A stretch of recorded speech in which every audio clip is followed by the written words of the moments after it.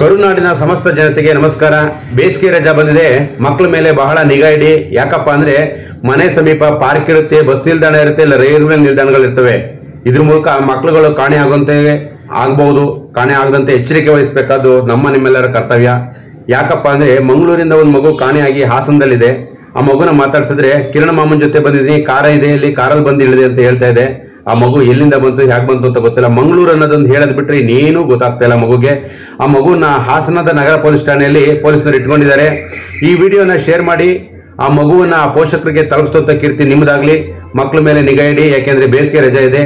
ಮನೆ ಅಕ್ಕಪಕ್ಕ ಇಲ್ಲ ನಿಮ್ಮ ಗ್ರಾಮ ಮತ್ತೆ ಸಿಟಿ ಅಕ್ಕಪಕ್ಕ ಕೆರೆಗಳಿರುತ್ತೆ, ಕಟ್ಟೆಗಳಿರುತ್ತೆ, ನಾಲೆ ಇರುತ್ತೆ. ಅಲ್ಲೇನಾರ ಈಜಕ್ ಹೋಗಿ ಮಗು ಅವಘಡಕ್ಕೆ ಈಡಾಗ್ಬೋದು. ಅದರಂತೆ ಎಚ್ಚರ ವಹಿಸಿ ಅಂತ ತಮ್ಮಲ್ಲಿ ಕೇಳ್ಕೊಳ್ತೀನಿ. ಪೋಷಕರೇ, ನಿಮಗೆ ಒಂದೊಂದು ಮಕ್ಳು ಇರುತ್ತೆ, ಎರಡೆರಡು ಮಕ್ಳು ಇರುತ್ತೆ.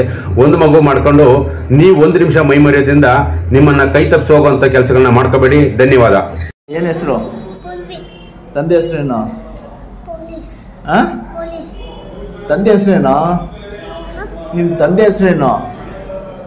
ಪಪ್ಪ ಹೆಸರೇನು? ಲೋಕೇಶ್. ಅಮ್ಮನ ಹೆಸರು?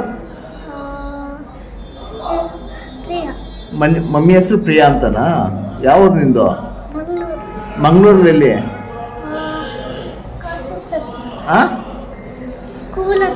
ಯಾವ ಊರು? ಮಂಗಳೂರು ಹತ್ರ. ಸ್ಕೂಲ್ ಹೆಸರೇನು? ಬೇಬಿ ಸಿಟ್ಟಿಂಗ. ಅಲ್ಲ, ಸ್ಕೂಲ್ ಹೆಸರು ಇಲ್ವಾ? ಮಂಗಳೂರು ಹತ್ರ ಯಾವ ಊರು?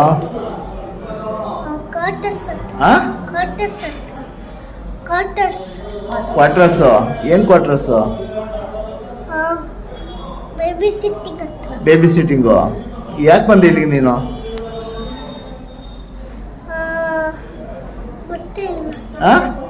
ಯಾವ್ದ್ರಲ್ಲಿ ಬಂದಿದ್ಯಾ? ಕಾರಲ್ಲಿ. ಯಾರ ಜೊತೆ ಬಂದೆ?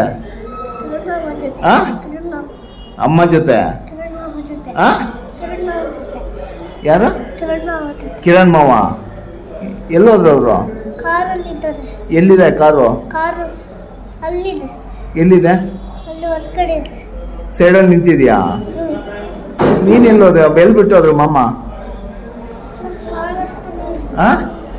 ಎಲ್ಲಿ ಬಿಟ್ಟು ಹೋಗಿದಾರೆ ಕಾರಲ್ಲಿ?